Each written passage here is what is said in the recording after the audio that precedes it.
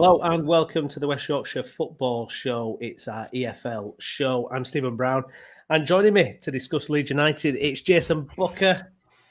How are you, my friend? Good. Very, very good, thank you. Glad to be back on, but talking specifically about Leeds United tonight. Yes, exactly, yeah. We will be diplomatic, though, because we've got joined by two others as well. We've got Stephen Downs chatting Huddersfield Town. You right, Steve? Yeah, not bad. And then making up the crew, we've got Gaz, who's going to join us to talk about Bradford City. Gaz, how are we doing, mate? Yeah, good, mate, thanks. Long trip last night, Gaz. Yeah, long drive. Night. Gaz is actually going to enjoy it tonight. Well, we're hoping to talk about the Newport game, but we might end up having to talk about Borough as well, which was a bit of a wet weekend really last night. But yeah, we'll talk about only the Carabao though, so we're not bothered, are we? Are we bothered about that really? I know City have got good history, obviously, but been there, done that. I watched his post-match reaction after the Borough game. He must be the most dejected manager in the whole of the Football League right now. He's just no positivity at all, is there? You're about Hughes? Yeah. Because I'm not on about Darren Moore because we didn't lose to Borough in the Cup. We've already done that. Oh, yeah. Exactly. So not a bad weekend overall. We're going to be chatting about how our team's games went at the weekend and plus previewing the upcoming weekend. We're going to start with Jayson and Leeds United. Jayson, magnificent performance at the weekend there. Probably our best performance this season. How are you feeling a few days on? Is the buzz still there? I've got to say it is, mate. It really is. Like the amount of times I've rewatched the highlights and the goals and just Jorginho Rutter's highlight reel can entertain you for the week. Honestly, it was ridiculous the other day. I don't usually get around the opposition content. But after the weekend, I watched a bit of Watford content just to see what they were saying about us. And I mean, on the whole, they were a bit dejected with their own performance, but they were all waxing lyrical about what they saw from us as well. Particularly the content that followed the game live. So, you know, like the live form content actually at the ground. There was just a clear difference in quality between the two sides, and Watford are a side that you would probably think are going to flirt around the playoffs between 6 and 10, something like that. So it's extremely positive, and the vibes around the place at the weekend, you know, really nice to get the first home win of the season. That was massively important. I said that to you last week. That it was a bit of a huge game, to be fair, to get that kind of. We've not won at home since April, going back into the Premier League, and then 3 draws at home this season. It was important, and the manner of the victory was really pleasing to see as well. So just completely buzzing on the back of the week. Really interesting to see, you know, how we kind of line up on Saturday. Yeah, absolutely. It dawned on me today that I wasn't normally when I've been watching Leeds, you know, ever since Bielsa left. I find myself just naturally kind of comparing those good times under Bielsa to kind of what we've had to put up with. And I realised on Saturday I've not thought about that once. I just enjoyed it, and I'm just getting used to the fact that actually we're becoming a really good team under Daniel Farke. But yeah, I agree. Like it's fair for us to do that though, because the best times that I think a lot of us have seen, certainly we've seen since the mid-2000s, were the 3 years under Bielsa, especially the first 2 years in the Championship, where most weeks we went in expecting to win once we realised what we were dealing with. And not only that, but the style of football that it came with. And if anything, Daniel Farke's system it's similar-ish, but it's more pragmatic. It don't leave us as wildly open as we used to be. Even in the Championship, we were capable of conceding 2 and having to score 3 to win the game. Don't feel like that, or it doesn't feel like that is the way that Farke's trying to set us up. So, yeah, I agree completely. And, you know, it's enjoyable to watch us play football again. Even if it is at times a bit hairy in possession, because we like to draw the team as close to our goal as possible before then kind of striking into action. So do you know we both dreaded the idea of going back to the Championship. It was the big fear, wasn't it, for the last 2 seasons, that you were heading back down to that dreaded division. It's so hard and it's a grueling kind of machine. 46 games, Monday, you know, Wednesday, Sunday games, whatever it might be. But actually, I'm kind of enjoying it now. I mean, it's kind of strange. I mean, if we do carry on like this, and let's say we get promoted, I'm going to be kind of thinking, well, what's up there for us in that Premier League? We've been punished in it for the last couple of seasons. I mean, obviously it's what your goal is, but I'm kind of enjoying life in the Championship, to be honest. I kind of alluded to this with Steve the other night when we were doing the Huddersfield review. When we did just briefly talk about Leeds, I said exactly that. Like, the Premier League is obviously where you want to be, but it's not enjoyable losing a lot. And it's certainly not enjoyable going into the games thinking that you don't stand a chance. And there is a fair selection of Premier League games as one of them teams that's in the bottom 8 where you think we don't stand a chance today. It's going to take a freak for us to get a result here. The gap is so big, and every year time goes on, it feels like that gap gets a bit bigger. So absolutely, I can totally get on board with why it would feel okay to be in this division for 1-2 years or whatever, and enjoy winning games again. I just hope that if we do go back up, we do it with a bit more measured kind of plan in mind to sustain it. Because the battle in the Premier League is not against the teams that are going to beat you most times you come up against them. It's against the teams in and around you towards the bottom, which we were good under Bielsa at winning them games. We weren't so good thereafter. And that's why we inevitably got relegated, because we lost too many of them games. If anything, under Jesse Marsh, we were the opposite. we could compete against the teams that came onto us, Liverpool's, Chelsea's, them results that we got earlier on in the season. But we couldn't beat the teams around us. We drew way too many at home and lost them all away. So, totally get on board with that, mate. And like I say, I said to Steve the other night as well, like, I think I kind of underestimated how much of an advantage us and Leicester would have this season. And I underestimated it from our point of view because I thought there was a lot to sort out. And I think I was right in that. I still think there is a bit to sort out. And that's why we find ourselves 7-8 points behind the top 3 right now. Because we had that little bit of a hindrance at the start of the season that the other teams necessarily didn't have. But I think the gap in between them relegated teams that have got that money and the teams that were already in the Championship for a few years, like a Watford, a West Brom, Birmingham, the gap's massive. The gap is absolutely chasmic when you look at some of the players that we've been able to keep hold of and then attract as well. So I certainly think I'm now looking towards that top 2 rather than just thinking, we should be happy to settle for top 6. I'm not saying that we'll get that, but I think it's where we should be aiming, given what we've got. Yeah, absolutely. Steve, Huddersfield Town, it was Darren Moore's first game in charge on Monday against Coventry. I think we were all watching it in our group chat because we were pretty much commenting throughout. A poor first half, to say the least. I think they registered a 0.06 XG. But second half, a different show altogether. What did we learn from Darren Moore's first game in charge, do you think? We didn't learn a great deal, to be fair, because we already knew he likes a late goal. So that was obvious. And he clearly likes Gaz's favourite formation of 3-5-2. So, he's played that at Sheffield Wednesday before. So in terms of learning things, we didn't really learn a great deal. I think he will have learned a hell of a lot about the squad we've already got here. And the players that he's now having to work with, the quality that he's got, and in some areas, the lack of quality. But, he's going to have to make the fist of it. That's what Warnock had to do, and he's got the same exact challenge. I think the first half was pretty forgettable.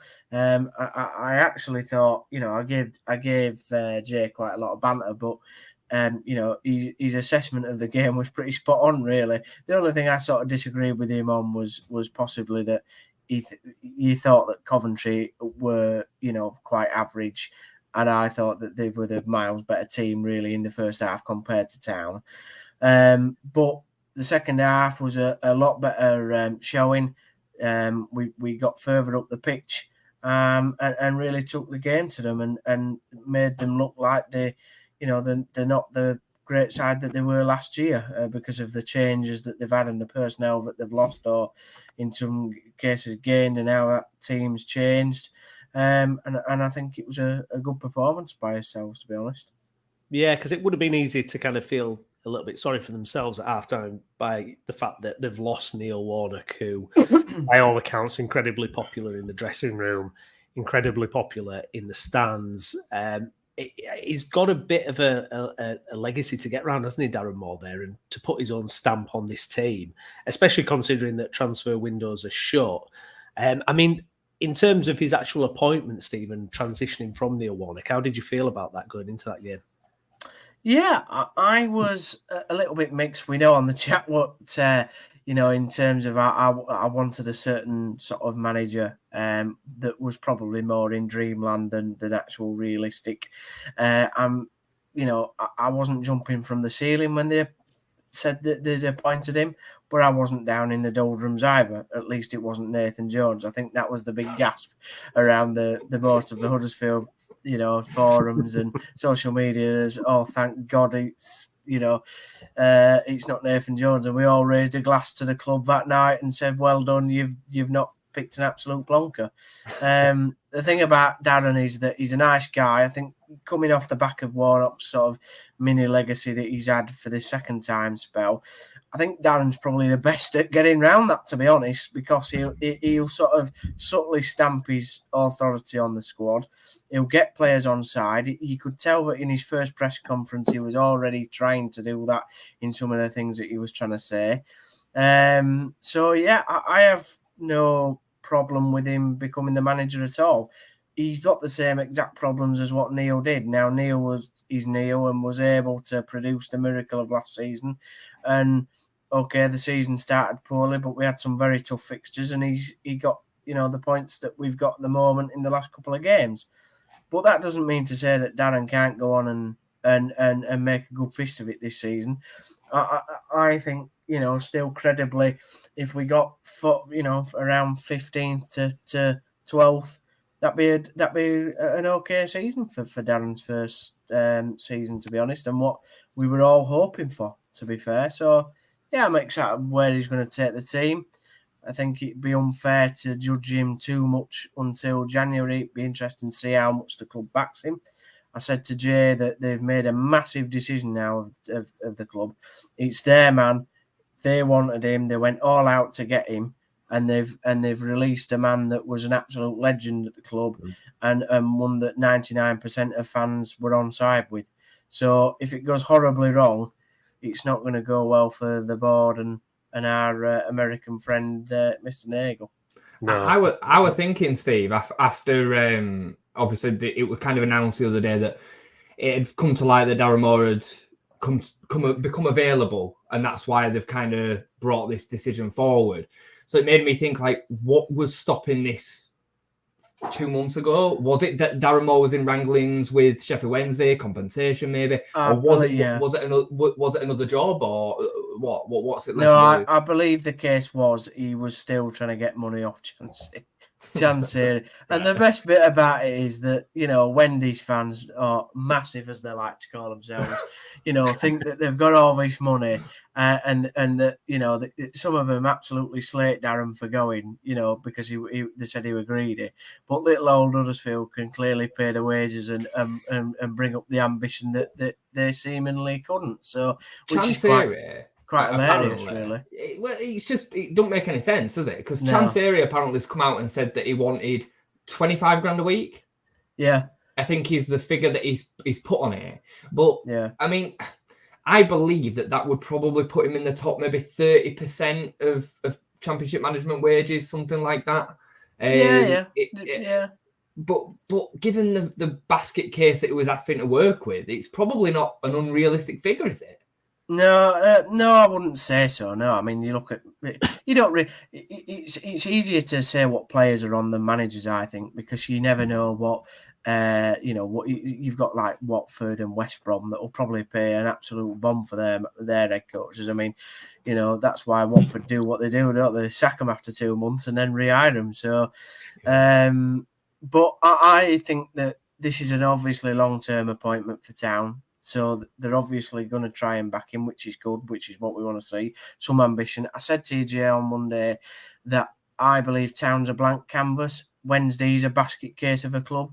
And I think whilst he would have come into the division and done all right with them, they would have still struggled, in my opinion. But, the kind of football that he plays, he might have just dragged them through and helped them survive.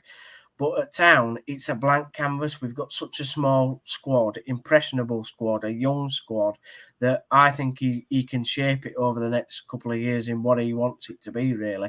And that's the kind of club we are. You know, we've got new ownership. There's everything going on behind the scenes, which is brand new. And I think he'll engage with it, take it on board.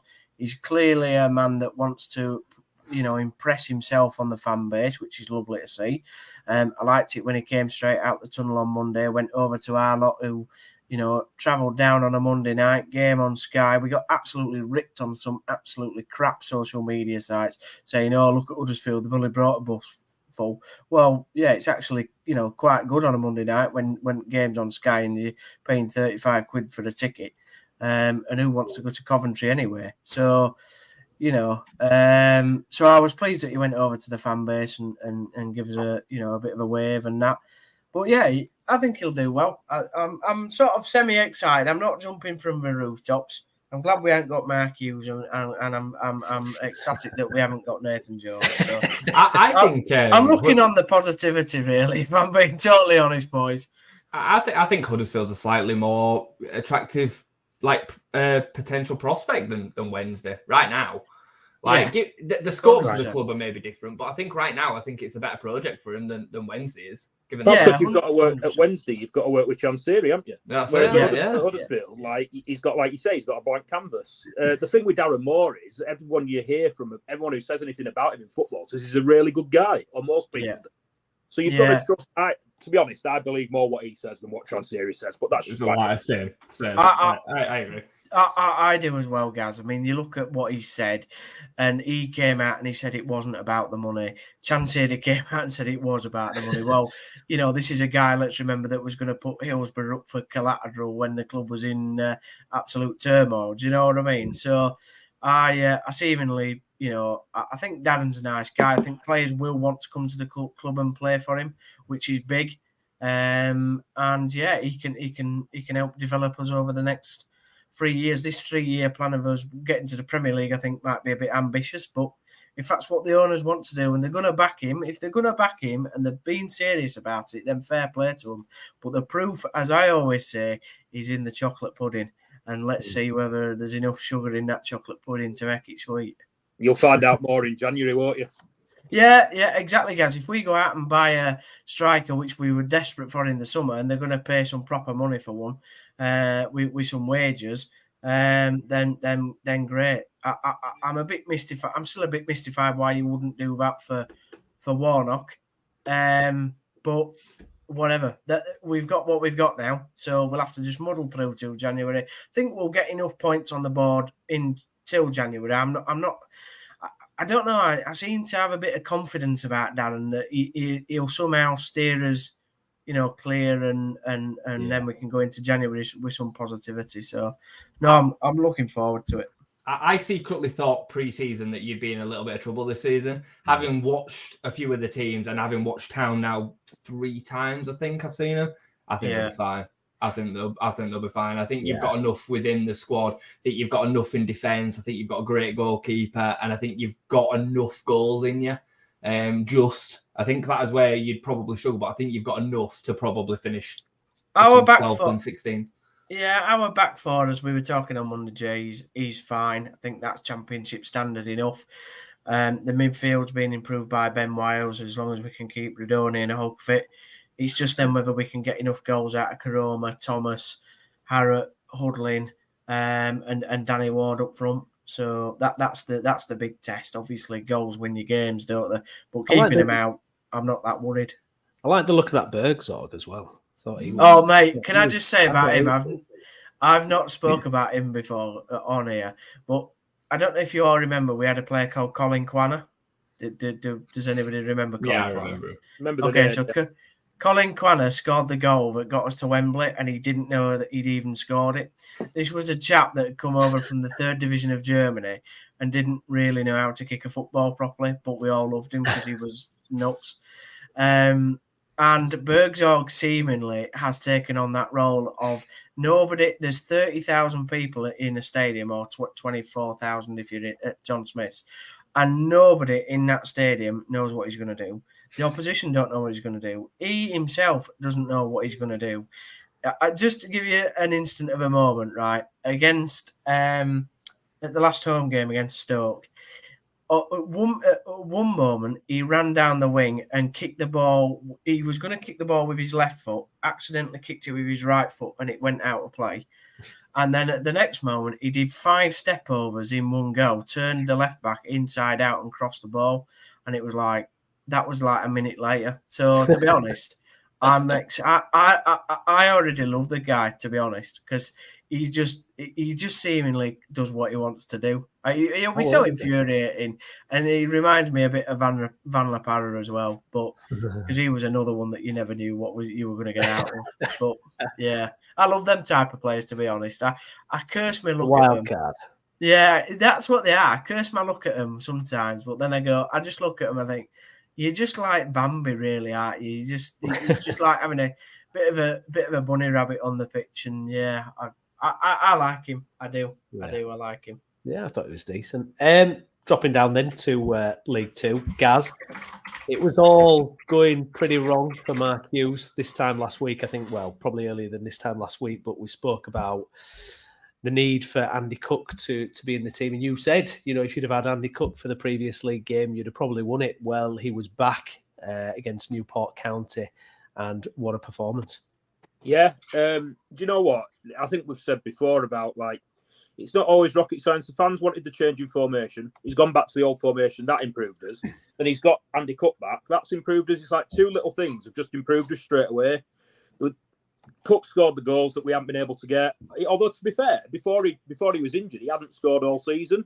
But there was a bit of umming and ahhing last week whether he were going to be in the squad or not in the squad. I think Hughes played a bit of a blinder, really, because he said in the pre-match press conference that he was highly unlikely to play, and then he went off the coach and he played nearly 90 minutes. So I think he'd had that plan most of the week, and he just made such a difference. We were really, really good at Newport. Really good. I mean, their manager says they were poor, and obviously I don't watch Newport, so I don't know how their performance compared to how they played the rest of the season. But we were just miles better than we have been. I said the last home game when we would have won if it hadn't have been for not having a striker. Fans were just ready to get on Hughes' back, and I think he's going to be fighting against that now for the rest of the season, or for foreseeable especially. So he's just got to hope that these 2 improvements that he's made with formation, having Cook back, can see him through, really. Yeah, I mean, there've been. I noticed a reference in Simon Parker's column for the Telegraph, as well. He said there've been kind of some murmurings amongst the fan base about Cook as well. A few doubts, kind of people starting to possibly doubt him a little bit. Missed the penalty against Stockport, obviously, but I mean, he silenced those doubts with that performance, surely. Yeah, it's just because he hasn't scored, isn't it? Strikers are going to get that when they don't score goals. But he scored 30 odd last season. Look at his record throughout his career. Yeah. He scored goals wherever he's been. He's one of those. He's a very. I suppose a lot of strikers are. The confidence players, aren't they? And a goal, once he's got one, he'll go on a run. You just don't want them beating themselves up when they're not scoring goals. And I think he does that sometimes. But yeah, that should do it world of good. He didn't get a sniff last night against Middlesbrough, but yeah, I think they took him off after 70 last night. Probably protected him, really. We'd lost the game, and we were never going to come back into that game. So we needed to get him right and make sure he was fit for the weekend. So yeah, hopefully we carry on where we left off against Newport when we play Walsall this Saturday. Is it just me, or does City always have a striker just like Cook? You're right. Just always have a striker just like him. We've talked about this a lot, me and my sort of group of friends that go watching City. We really struggle when we don't have a big lad up front. We always do. It's like it's in our DNA or something. It is true. When we don't have a target man. James Hansen. It's caused us problems down the years. Like when we first dropped down into League Two and Gary Bowyer was manager, we had Clayton Donaldson and James Vaughan. And that, to be fair, at the time, I know Clayton Donaldson hadn't scored a lot of goals in the Championship, but you'd have thought at League Two, coming down, he was going to do all right. And those 2 started the season really well together. And what we did was Clayton Donaldson got injured, and he started playing James Vaughan as a target man. And it was just a target man. Like, why do we need to play that way? Why can't we play another way? And then we had Owen Doyle out on loan at Swindon. We brought him back from Swindon in January. Played him as a target man. Why can't we just play to play strengths? We always need this target man system at City, and we never seem to cope when we don't have one. We play square pegs in round holes. But yeah, I don't know why. We're just that club. We need one. I'm as much of a target man as James Vaughan is. My God, I watched him for 3 years at Town, and he's definitely not a target man. What he is a great foil for another striker, but he's not a target man. Well, exactly, and it's like when you've got Owen Doyle and James Vaughan up front in League Two, you'd think they'd be scoring 20 goals a season each, but we were looking at ball in air to them, and it was just like, why don't we try something different and play to these players' strengths? We never do it. We just don't seem like we can do it. The thing about Vaughan is he's not a target man, but he's very strong at holding the ball up and getting on the turn. And that was always his strength. His weakness is he was made of glass, and any tackle that he went into, he get an injury. I remember one game where he went in for because he was also a feisty player. I don't know if he calmed down when he came to Bradford Town. He used to steamboat into tackles. And I remember one game, he went and karate chopped the Middlesbrough keeper. Keeper got up, shook his head, and Varney were out for like 6 weeks. And we were all going in the stands like, why do you do it? You know that you're going in for a tackle that you're going to get injured from. You're just a bit of an umpty, aren't you? You know? But yeah, it is weird at Bradford. I do agree that I agree with that synopsis. You always do seem to have. We just can't play without that focal point. We just all the time. I mean, I've been going since like early 90s, and we just can't play without that focal point. Like you said, we had Lee Mills that year. We went up to Premier League. James Anson won cup run, and now it's Andy Cook. The thing is, when we were playing Doyle and Vaughan in that role, you'd have fucking crowd like hurling abuse at him. You're not putting the shift in. Why aren't you winning ball? Well, he's not. Can we stop looking at it and air to him, please? Can we use the midfield a little bit and get on the manager's back for not doing that, rather than having to go at a player not being able to win it in the air when he's 5'6"? Do you know what I mean? I was thinking about it the other week when we played Salford. I was thinking Matt Smith would have been perfect for City. Yeah, you know, who used to be at Leeds, who played for Salford now. Like he'd have been perfect, wouldn't he, for that role? Yeah, or that other guy. That other lad at one of his names Smith that were at Northampton. Oh, what was his name? Morton. Alan Morton. No, I'm sure his name was. He's played for loads of League 1-2 clubs, but he's like 6'4" as well. He were at Northampton for a bit. He scored loads of goals at Northampton when they got promoted a couple of years ago. The thing funny is, how the roles just fall in.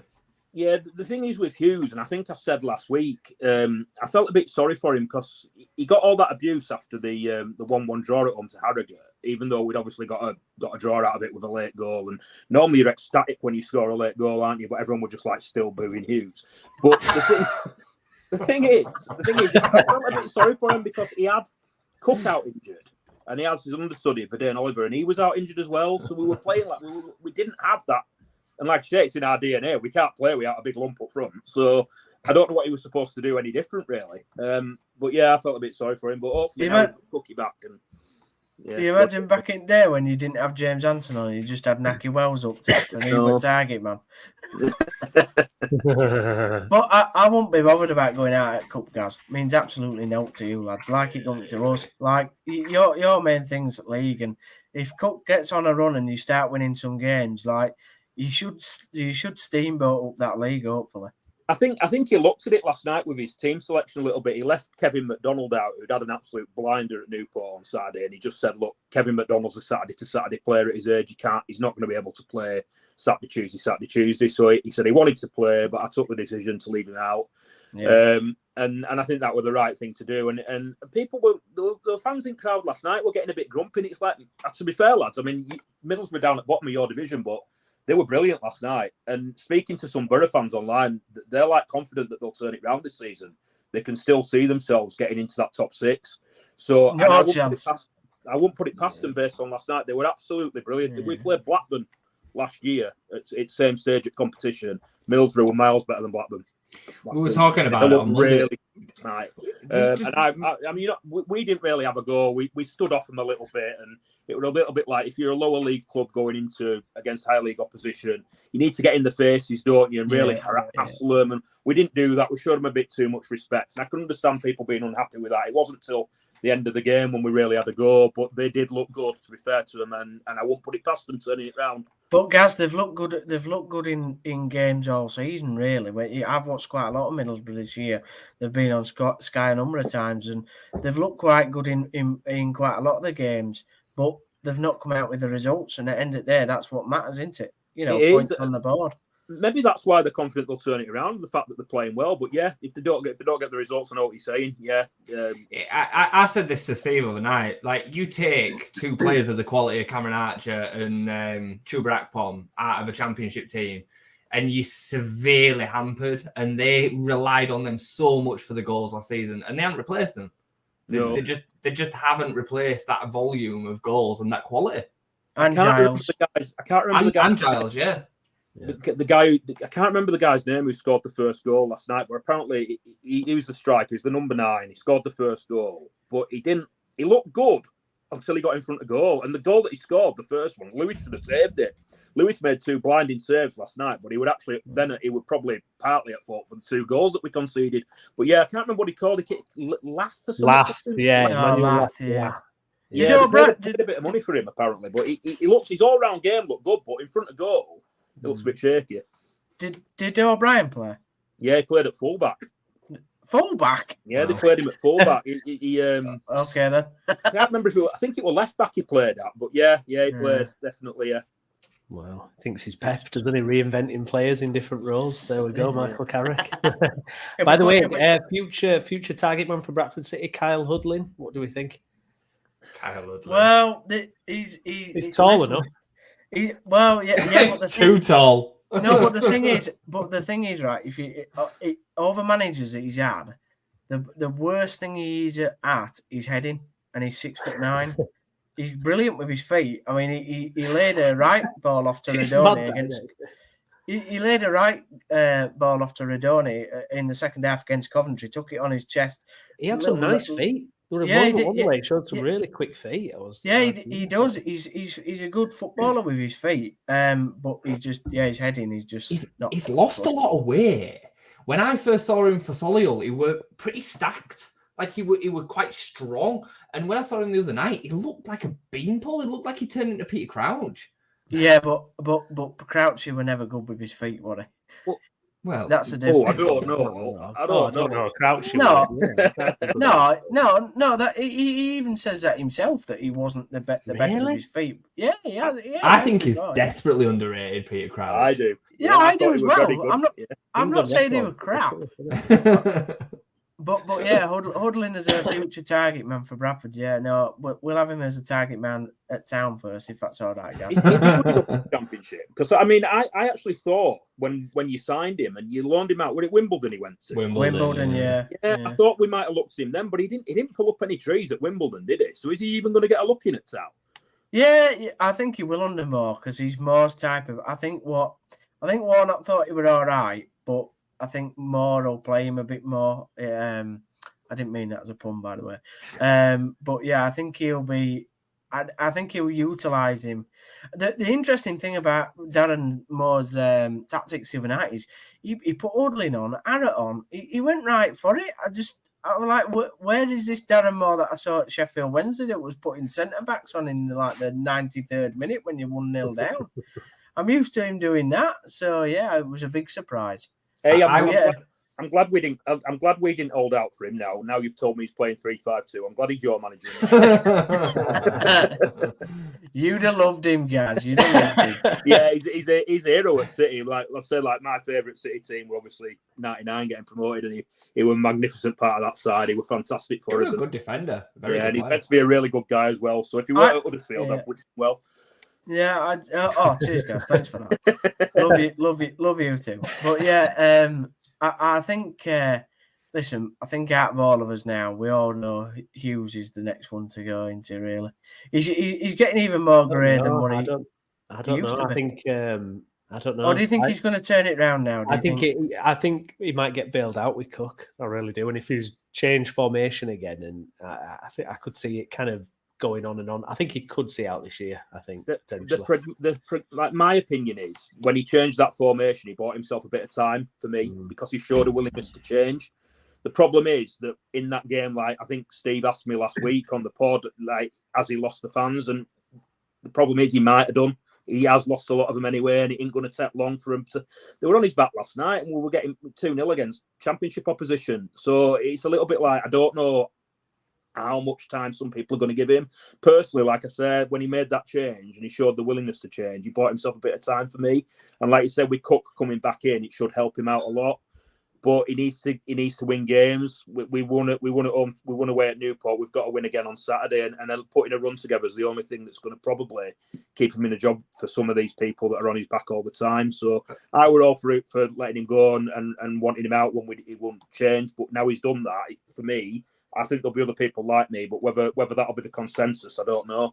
I think as long as they're in and around the playoffs, I think they'll stick with him, because I think to then have the upheaval and potentially lose the momentum on keeping that, I think he's probably considered too big of a risk. I think if you start to find yourself 7-8 points adrift from the playoffs, it might be a different conversation. But I think while that conversation's still there, I think he'll be all right. I said that at the start of the season, Jay. I said that all season. I said people. I think I would ask on the pre-season pod, because I was saying how tough the division would be and how we missed our chance last year. And someone said, will he see the season out? And I said exactly the same. I said, if we're in and around the playoffs, we'll stick with him. It's when you drop into 7-8 points off the top 7 that's when he's going to be under threat. But pragmatically, while you're in with a chance of getting promotion, you're going to be silly to change it, aren't you, mid-season? But the other issue that you've got is that if you got rid of Hughes, who is out there at the moment that realistically, like Bradford's a massive job in League Two. You know, honestly, anybody will be lucky enough to get Bradford in that division. And I say that with sincerity, but we know how football works, and people will look at that job and just think, no, I'll work for a better job, even if it's in the league above. And I don't see anybody out there at the moment that would inspire you, Gaz, to get in charge. Do you know what I mean? No, the manager market, when you look at it, those that are available, there's nobody that really. Poor, isn't it?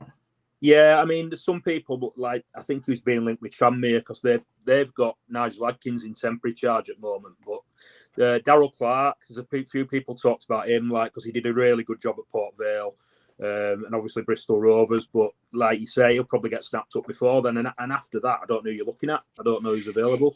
You know what though, guys? Right? Bradford City in League Two for me is the same as when Leeds were in League One.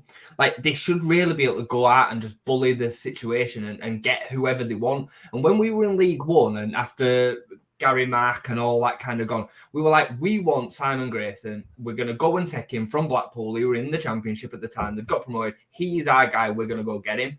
He dropped down a division, didn't he? He dropped down a division to take the Leeds job. And I know that he's a massive job. He's a Leeds fan, and he was a Leeds fan, true. But there's still got to be an equivalent for Bradford, I think, personally. Like, if Hughes was to go, they should be able to go to whoever, maybe not whoever in League One, take Derby out of it and a couple of the others, but most of that division, and say, you're our guy. We want you to rebuild, this club, this team. You're our guy. Come and take the job. You know what I mean? I'd like to think so. I'd like to think so, and I think a lot of fans would like to think like that as well, but we just never seem to do it, do we?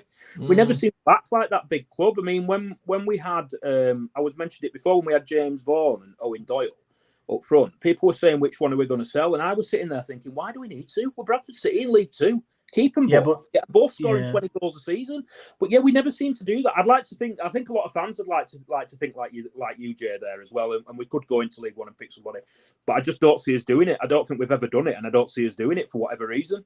But do you think there's knowledge in the football world that you've got no money, so you can't go out and sign players? So even though you're a massive club in League Two, you're a big club in League One, and it would be a perfect sort of canvas, as is Town at the moment, but a perfect canvas to somebody to go in there and build the football club and get it really moving. Because once it gets moving, a club like Bradford, it don't really stop, or it's difficult to stop.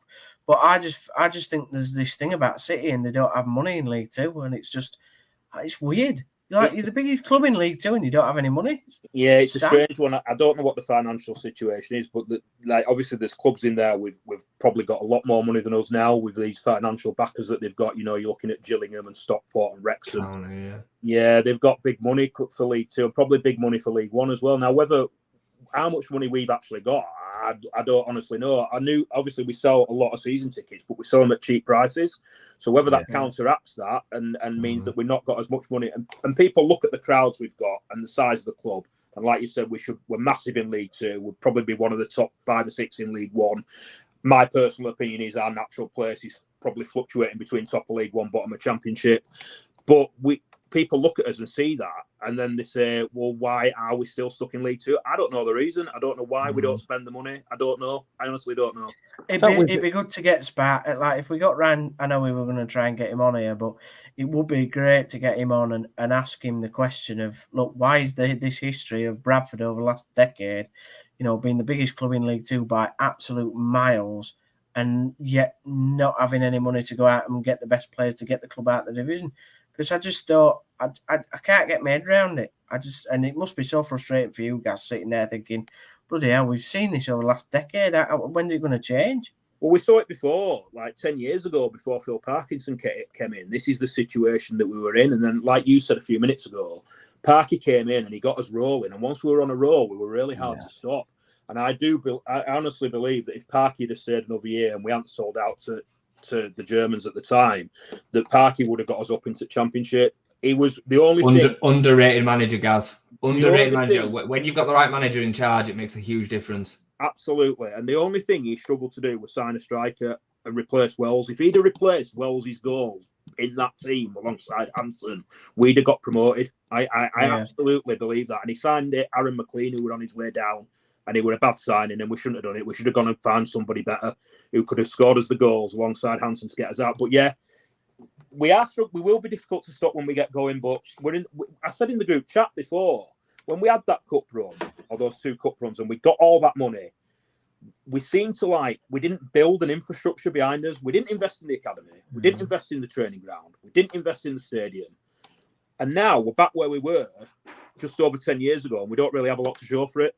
Yeah, I find that whole period of Town and Bradford really interesting but weird at the same time, because we signed Wells to replace Rhodes, and it just didn't happen. We didn't have the team to play what Wells needed, so it was a really weird signing for it. And then he stayed for 4 years, and it was he became our top man in the Championship when we went up, and played a really important part. But I just think if you go back now, and there were so many Bradford City fans that were so angry that he went and the club had sold him at the time. If you look back now, and if you hadn't sold him for 1.3 million, our history could have been changed at that moment. It's a real sliding moment, I think. That I honestly think if he'd have stayed, we'd have got promoted. Either if not that season that we sold him, the season after, I think we'd have gone up and we'd have been in Championship. But because you look now, guys, you look at the strikers now. There's strikers in League One that are going for 7, 8, 9, 10 million.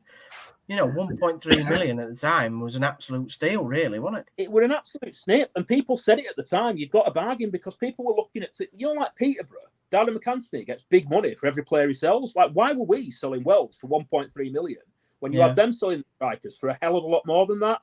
And people were happy, especially, obviously he went to Town, but obviously it stopped us getting promoted. But also the fee we got as well, it wasn't enough. Yeah. To be honest, I mean, bringing it back to the kind of current day, I really thought that Mark Hughes was going to be that figure that carried you back up. I really did, because he's a huge name. Nobody else is getting, a figure on that level of Mark Hughes in League Two, and I really felt like this was going to be that kind of messiah figure almost, that kind of brings you back up through leagues. But it's not happened, has it? It feels like almost like he's missed his opportunity at Bradford City, especially considering last season a little bit. Yeah, I do think last season was a big missed opportunity. I mean, it's whether he gets, like we talked about before, it's whether he gets given the time this season now that the fans are out for him when anything goes wrong. For me, I say he's bought himself some more time, but it's how much he understands League Two. I don't know how much he understands League Two sometimes. Like we were saying about last night, you win a cup game when you're a lower league opposition about getting teams faces and being really sort of aggressive and bullying them on the pitch, and we just didn't do it. We stood off. We played how Hughes likes to play. We tried to keep going how we do in the league, and we're never going to happen. And then there's other things people are saying, like we don't score goals from set pieces.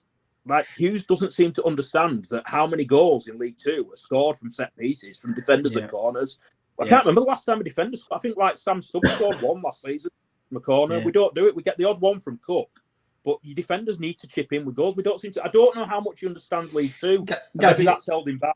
You know how I feel about that, right? You know, having a Mark Hughes in League Two is great if you're going to be able to attract players to come and play for you, maybe a league lower than what you should be able to play at, or should be playing at. You know, that's fine. But Bradford are not really doing that because they're not putting the funds into the transfers to do that. So then all you're left with really is a manager that you could actually say maybe knows too much.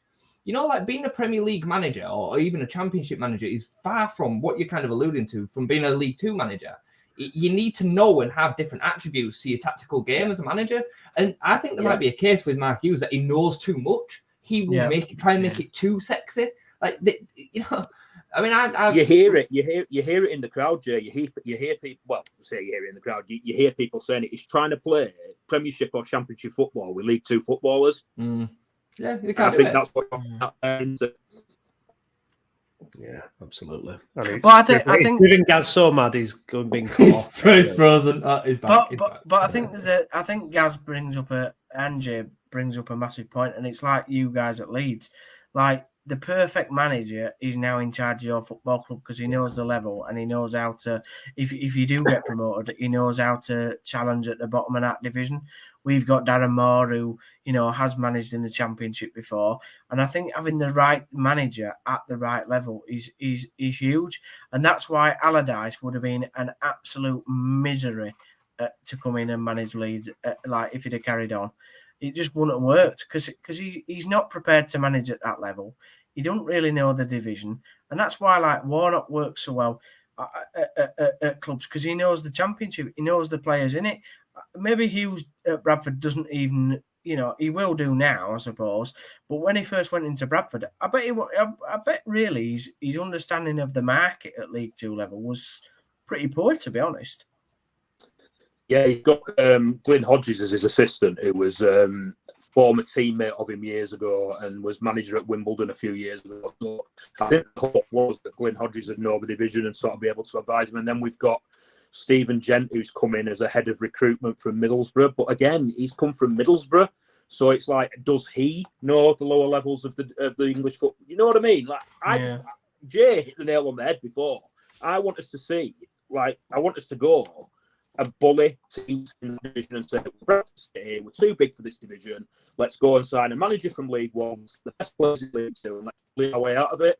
But we just don't seem to do it for whatever reason. And whether that's financial or whatever, I honestly don't know. But it's hugely frustrating.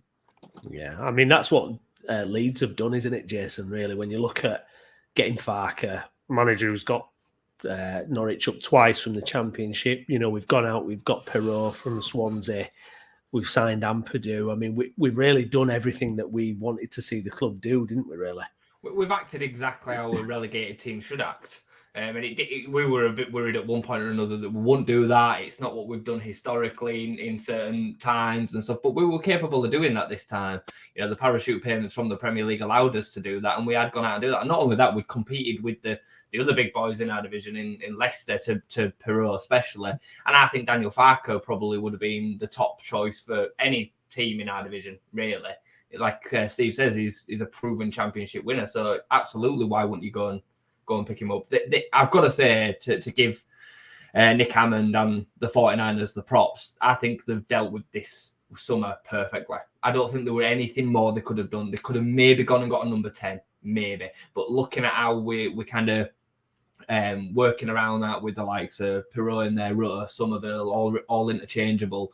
I'm even lauding the decision of signing Sam Byram. I mean, we were happy with Sam Byram, but we were all worried about his injury record, and we still are worried about his injury record. But what signing? They haven't failed in one piece of recruitment and getting rid of the bad eggs. The players that didn't want to be here.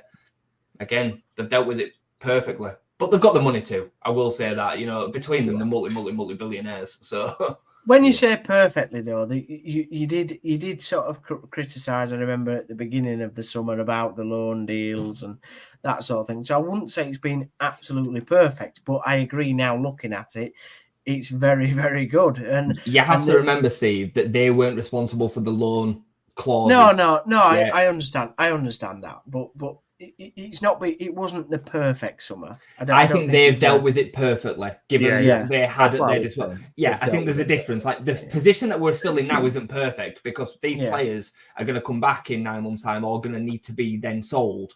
So the situation isn't perfect, but the way that the board have dealt with it, along with Nick Hammond, has been as perfect as they could have dealt with it. Even to the point on deadline day where they were saying, right, we're not prepared to put ourselves in a legal position. We're going to sell Sinistera, but we are not selling him without somebody coming back the other way. So we're going to sign Jayden Anthony. And if Jayden Anthony ain't part of the deal ain't happening. We'll deal with the legal dispute. That was the position. And to be that clear with your decisions is something that we've not had for years, you know. Well, that's what you need is ownership. Absolutely. That's the best ownership to have.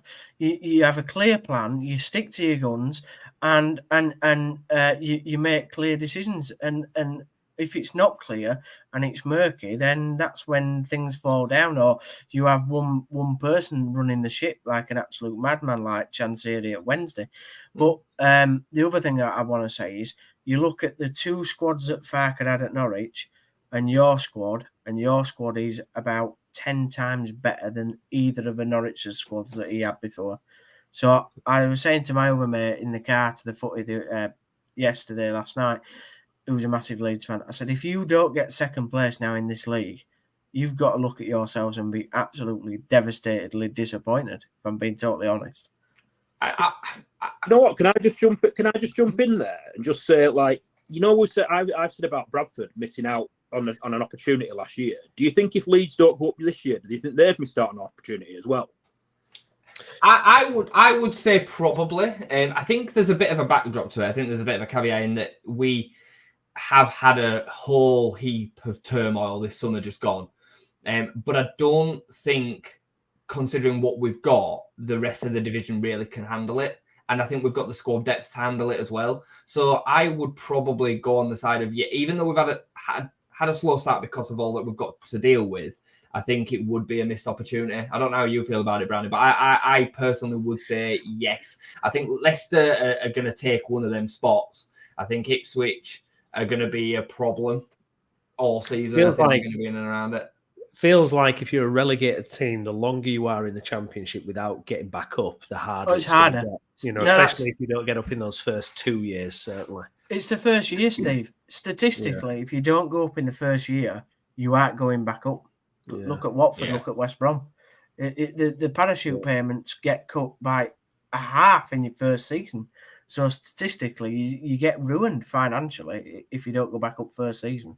I think for us, Gaz, to kind of answer your question, it will all depend on how the squad depth deal with it. So we are a couple of injuries away still for me where we're in a bit of problem. I think going forward, we're fine. I think we've got the numbers to deal with it. We've got so much attacking talent.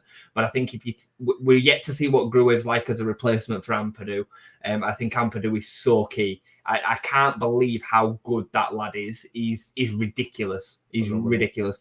And I think we've got a similar issue in the back line. Like, the back line is still a little bit frail. Jed Spence is out at the moment, injured. Could be a while. Luke Aylin's still a little bit of a liability at right back. Byram's brilliant, but very injury prone. And we know that when Firpo comes back, he's a car crash. It was good to see Cooper come back in and do as well as he did, actually, wasn't it? It was reassuring to see that, wasn't it? Because that was probably one where I was a little bit worried about that, but you actually did a really good job. I think Browney, I think for us, thankfully, our defence is going to be able to get away with not doing that much defending because I agree with that. They're going to dominate games.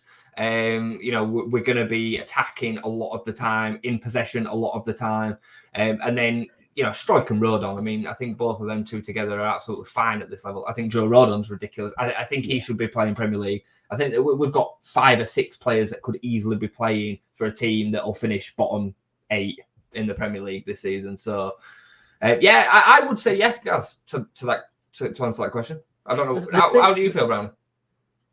Yeah, no, I agree. I think it will be a missed opportunity. I think I can't see us being stronger next year if we don't go up, really, because I think, you know, you've got more financial pressures next year with, you know, the drop in parachute payments and everything.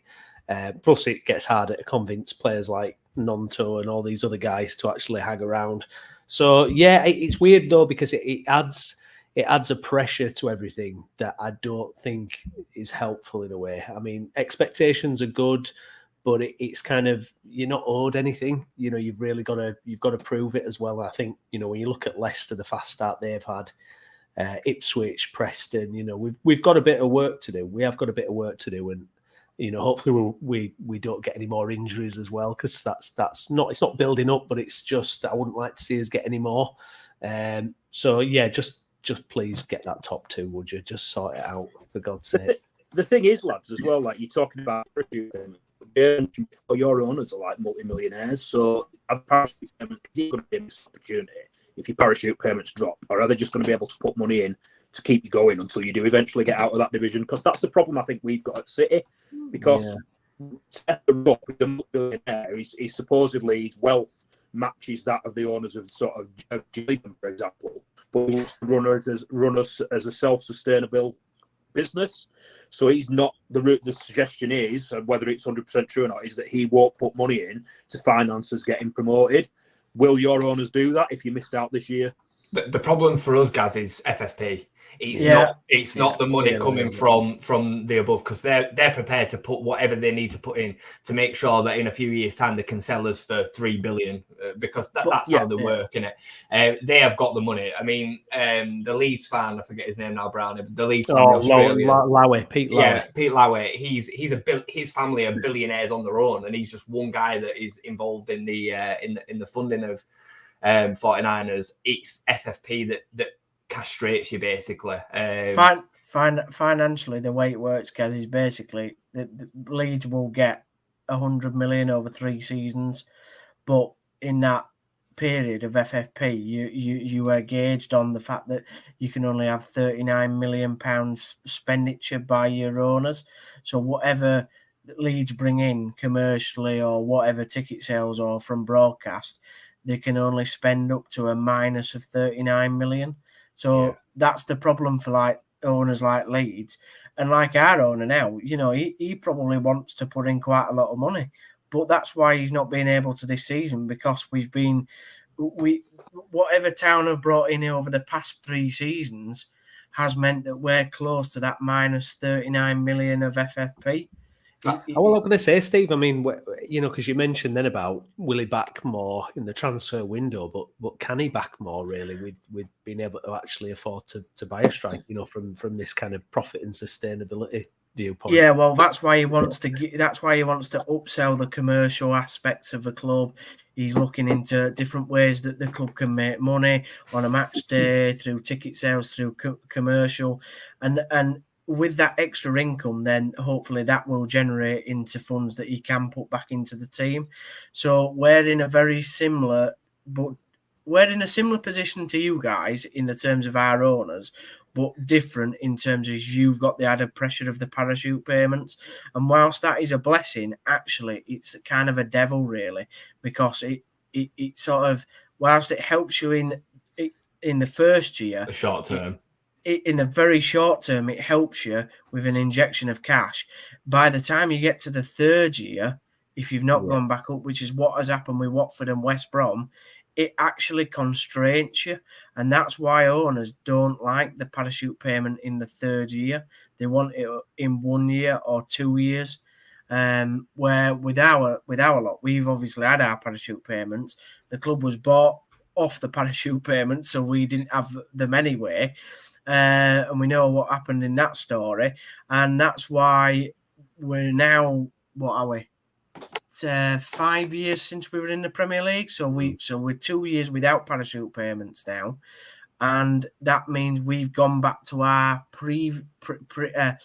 previous income state as we were before we got into the Premier League, which is one of the lowest budgets in the Championship.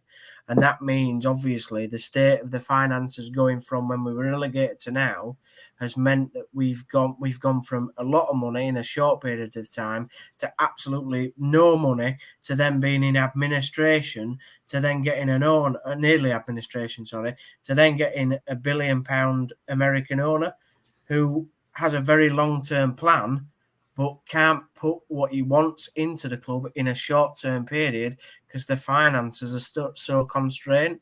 And that's why I said for you guys to go back up, it's so important in this first season because it gets harder and harder the more it happens. Unfortunately, guys, you have none of these issues to deal with because your owner doesn't have to deal with parachute payments. Unfortunately, all your owner has to deal with is a £1 million TV broadcast deal, which is crap for League Two. Yeah. But, unfortunately, that's the way the football pyramid works. And until the Premier League give a bit more money, then, it'll just carry on being the way it is. But that's how the top six want it. They don't want any of the money filtering down to the rest of the Football League. Because they don't. It's just a power game. The more power they have, the more financial muscle they have, the more they can bully the rest of the other 14 clubs in the Premier League, and particularly the EFL, to put them in their own box. And it's all about power. It's true. And that's why they were talking about Super League the other year. The Premier League's been the Super League for years, and it's becoming more and more the Super League anyway. It's just not advertised in that way. But coming back to like Leeds specifically, that's why the transfer window this summer was the way that it was, and it took us so long to kind of make some of these deals happen because we had to move some of the other players on and make sure that we moved the funds and the figures on paper to be looking slightly differently. And we only ended up having a net spend of £3 million. People don't realise that, but that's the truth. Tyler Adams' transfer alone paid for most of the deals that we did, along with the wages that we were saving by them all going out. I think, what were it, Browney? £6 million? Yeah. In wages. So... Well, that's how mental it is, right? Gaz, when you, 23 years ago, when you were in the Premier League and you got relegated, I don't know what the figure is, but I bet you didn't even get 15 million for getting relegated. Like, the fact that I've no idea. I bet it wasn't more than 20 million for getting relegated. I bet it wasn't even spoken about. Was it just on that one? Was it Carboni who was paid 40 grand a week? Or so? I remember there being somewhat ridiculous. Like Benito Carboni was on a ridiculous amount of money. I seem to remember at the time, and I'm like, it was on 40 grand a week. Now there's a lot of false information goes around about Benito Carboni, and people say that he crippled the club. He wrote off goodness knows how much money to save the club. That's what Benito Carboni did. Jeffrey Richmond went to him and said, "If you don't cut up the contract, you're gonna kill the club." And Benito Carboni, I think it was 2.6 million quid he walked away from. Wow. I've read personally. Like that. Pretty impressive, really. Remember when he rocked back? It's just like though.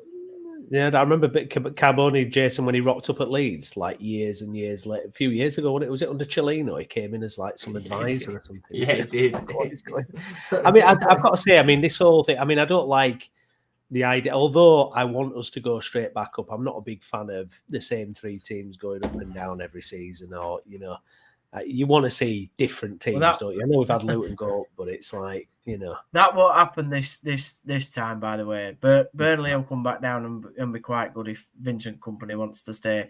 Sheffield United are an unbelievable basket case of a club right now. When they come back down, they will definitely not be going back up, because they're in a total mess. And Luton, I think Luton will just come back in and sit back in the Championship.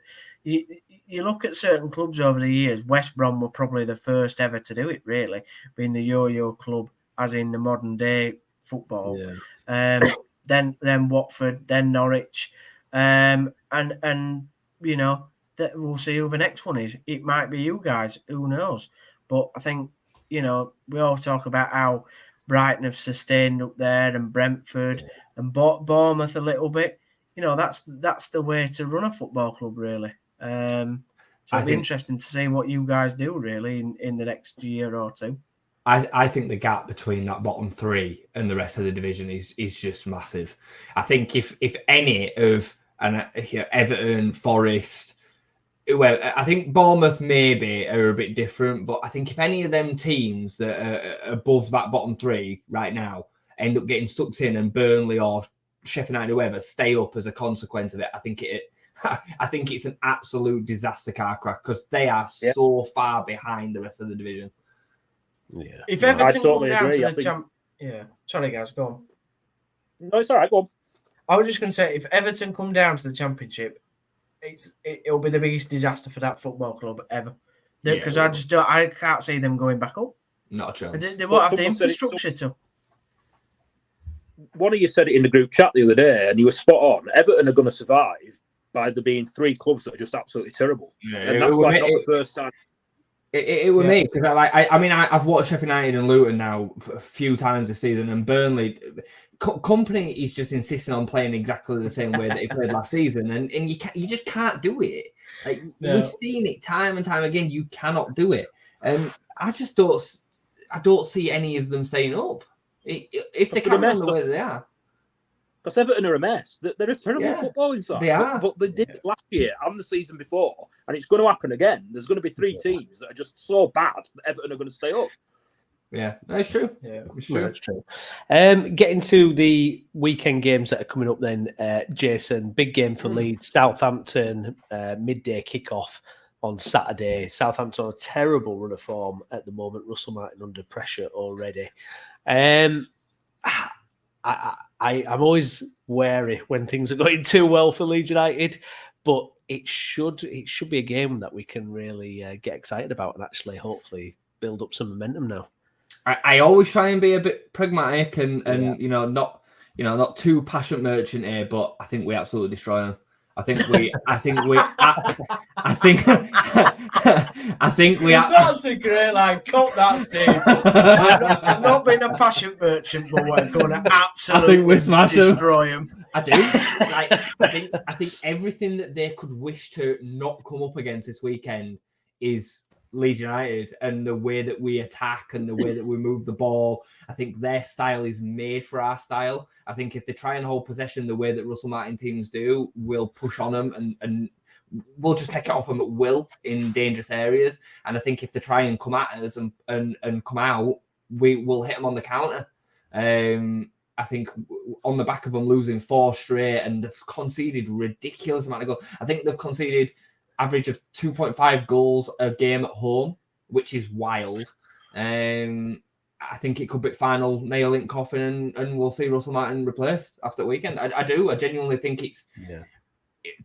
I don't think many managers can get away, especially that hoping to get promotion, can get away with losing 5 on the bounce. Yeah. So I think I'd be really disappointed if we don't go there and win this weekend, considering the state of where we're at, where they're at. I think it's 5 unbeaten, 4 clean sheets in a row, coming off the back of us first home win, 2 really good 3-0 wins, Millwall and Southampton with Hull in between. We've not really got many injuries. Jed Spence will be out, but Rodon will be back. I do genuinely think we'll go there and we win 3 or 4-1. We're going to be on your racker. I never put Leeds on the ACCA because if Leeds lose on the ACCA, and then if Leeds lose and I lose my ACCA, I've got double disappointment. So I never put Leeds on the ACCA. Never, ever, ever. Regardless of how confident I am. Two things about Leeds. I think Southampton are getting, the fans are booing Russell Martin already, which tells you everything about how much that football club is a dark place. Secondly, did anybody see on the Soccer Saturday about Paul Merson saying that Arsenal was going to destroy Tottenham? And then a day later, obviously, the derby happens and it's 2. I can't wait for the match, right? And at full time, it's a 1-1 draw and Jay goes absolutely exploding in the chat. Please cut it, Steve, so I can play back this clip in the chat to Jay. Stop it. Based on the information as we've got it going into this game, I think that's fair. I think I'm fair to feel that way. Yeah. It could be like Alan Hansen saying. It could be like Alan Hansen saying you don't win anything with kids. It could be. Could be a famous clip there. No, I don't see us getting another clean sheet. I think that's probably a bit ambitious. So what is it? 4-1, 5-1, 6-1, 3 or 4-1. No, I'll be ambitious. 7-1. Hey, you're going to destroy them, aren't you? They've been beat 9-0 a couple of times over the last few years. So 9-0. Let's 9-1, yeah? Steve, stop putting words in my mouth, right? Steve, Huddersfield Town, very, very difficult fixture. Ipswich Town. 9-1. Ipswich are going up my acca. Yeah. Well, we know that, Jay. We know that. That'll give me double excitement if we get to ruin your acca. By the way, that'll please Well, we me. need you to do a favour. We need you to beat Ipswich if you can. So well, we'll try his take it best. back a little bit. Yeah, we'll try. We'll try his best. I'm actually not going to the game. I'm going to a pub in Leeds for an Oktoberfest that we booked quite a bit ago. But I'm excited to see what Darren Moore can do on his first home game. It'll be a very tough test. Ipswich are an immaculate team. McKenna is, I think, the best manager in the division. I genuinely do. I know you guys love Farker and all that, and he's brilliant, and I've praised him tonight. But McKenna's something special. So I expect, hand on heart, my head says Ipswich 4, Town 1, but my heart will never not back Town. So Town to win 2-1 and Danny Ward to score both goals. I think Bergsorg, I think he's going to do something special. I think he's do something crazy and, Genuinely, he will get a hat-trick one game and nobody will understand how he scored it. Like, it'll be one of them highlights that you watch back in 20 years and think, Christ, I was there at the ground when that happened. It's a bit like when Ishmael Miller scored a goal at Town and he chipped Reading keeper from about 20 yards. I've still got that in my mind now. But yeah, how do top managers normally do in the first home game, Steve? Is it normally a happy day, or is it not? Do they normally struggle? Because I know at City, our managers normally don't really do very well in the first game. But what's it like at Huddersfield? They don't do bad. I don't think. I think we've got an okay record. I know Wagner drew his game against Wednesday. Warnock drew his game. No, we beat Birmingham. So yeah, we don't do bad. I think. In the first sort of over the first 6 games, I think we don't do bad in getting points. So Coventry was a good start for Darren. Yeah. I just think the opposition, Gaz, on Saturday, just unfortunate that Ipswich is so good at the moment. So I just don't see us getting a point. But you never know with Town. You never know. We play crap against the worst opposition, and we'll probably have a blinder on Saturday and win 3-0, and it'll be unbelievable. But yeah. We can do is pray and hope. I'll be saying some nice little prayers on Friday night. Put it that way. Gaz, Walsall, few places below you in the league. They've had a player sent off in the last 2 games as well.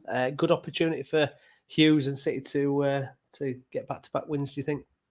Yeah, we've got to carry on where we left off at Newport, 100%. Similar to Steve, I hate missing home games, but I can't go Saturday. I'm at a wedding.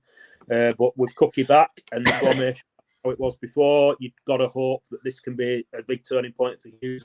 Like I said, those 2 things, they improved us straight away. So got to keep going. And when the other players come back, we've got Pattison back now as well, who made a great start to the season. So him coming in, there's not many injuries now. I think there's only Chapman and Oliver still out. There's no excuses for Hughes. He's gone back to the formation. He's got cut back. We've got to keep it going and win the games at home, especially. So yeah, I hope we win the game. I back us to win the game. If we don't, the pressure's going to go up on Hughes again. Yeah, absolutely. I think Sorry, go ahead, Steve. I just wanted to say I so want to clip Gaz up in a Mike Bassett sort of moment where he goes, "We're playing 3-5 in 2." The hashtag last night when he picked the team for the Middlesbrough game, there was an extra defender on, and everyone you should have seen it. He's gone back to he hadn't actually. One of the defenders was playing as a holding midfielder, so he hadn't. But the reaction on Twitter was just absolutely like, "What is he doing?" I bet he did. I bet they put that out on the team sheet, and then they saw the reaction. Like, you better move him in defence in mid here. It's not working. I think there's games for City and Town on Tuesday, isn't it? I think Leeds playing again on Wednesday, so hopefully we can get together on Monday and review the weekend's action and do a little preview for Browney. What's your prediction for the Leeds game? See, years of being a Leeds fan tells me that we'll lose 1-0 or something really disappointing like that, or a draw. But I hope we do exactly what you said, and we go there and destroy them them. what we're about. Yeah, but I don't know. I'm too scarred as a Have Leeds you fan. watched them? Have you watched them recently? Southampton? I've not actually, no. But did any of you watch them against Leicester? I saw Yeah, I did. Yeah. How open they were. They were so bad defensively. Gaz, so can I bad. just say that both these Leeds fans here have absolutely comes. they've just bottled it, haven't they? You know, there's me and you being realistic with our sides, and then they've got the gumption to come out and say, "Oh, we're going to destroy Southampton, we're going to absolutely muller them," and then they don't put their mast, you know, they don't. I predicted make 3 it or count. 4-1 away from home, Steve. What do you want? That's not a destroying. 9-1's a destroying. No, give over. 4-1's a destroying away from home. You bottled it. You basically Arsenal, aren't you? Me and Steve have been nice to each other for like 3 days. Yeah, it's gone. It's back to normal. I just like that Gaz hates town, and yet we don't have any arguments. I love it, mate. But It's pointless, mate. When we're so far behind you in the league, it's pointless, isn't it? No point. I know it is. Oh, there's a self-deprecating Bradford City fan, everybody. By the way, have we got the date October the 28th in our heads, guys? Do we know what that is? Leeds Town, isn't it? Leeds That's Town. his wedding. Well, if it is, I'm cancelling it. I'm not going. Leeds Town. Where's that at? Is it Ellen Road? Good question. That is at it's at Ellen Road. Yeah, it's Come on. Is that the big yellow skip? 12:30. So I presume that's Saturday 12:30 kickoff. Is it the early kickoff? Because I'm going to Sutton away that day. We're going on a bit of a booze cruise down in London. Sutton away. So I might get to watch that in a pub somewhere if it's on the box. Yeah. Well, it will be. It's always on Sky because they always put it early kickoff at Ellen Road because they always think Leeds fans are going to kick off. Somehow at John Smith Stadium, they always put it as a 3 p.m. kickoff, don't they? But yeah. Oh, Alison, my next game against Hud's flight booked. Wow, you're coming in. Wow. Good stuff, Alison. Oh, let's hope we deliver for you then. Blimey. No. Make it What's worth this your turning while. into? Leeds United podcast, you know. The fans have spoken, Steve. The fans have spoken. The bride from Huddersfield Town fans to watch. What was her name? Alison. Yes. Get your flights booked into Huddersfield International Airport. Make sure you get there. Good stuff. Well, thank you all very much for watching. If you've been watching live on YouTube, please do smash a like on the video and subscribe to the channel for more content on our teams across West Yorkshire. And if you've been listening on Spotify, please do leave us a review and share the podcast with your mates as well. Like I say, hopefully we'll be back Monday to review the weekend's games. I've been Stephen Brown. With me has been Jayson Booker. Jayson, thank you very much, mate. Thank you, my friend, as always. Steve, thank you very much. No problem. And Gaz, appreciate it as well. Thank you very much for joining us, fellas. No worries, mate. Who wants the final word? Does anybody have? Steve looks like he wants the final word. I can see his little face. No, it's been a great show, and I'm glad that we've had 2 bottlers on. See you later, everybody. We'll see. We'll be back again. Thank you very much for watching, and we'll see you again next time. Thank you.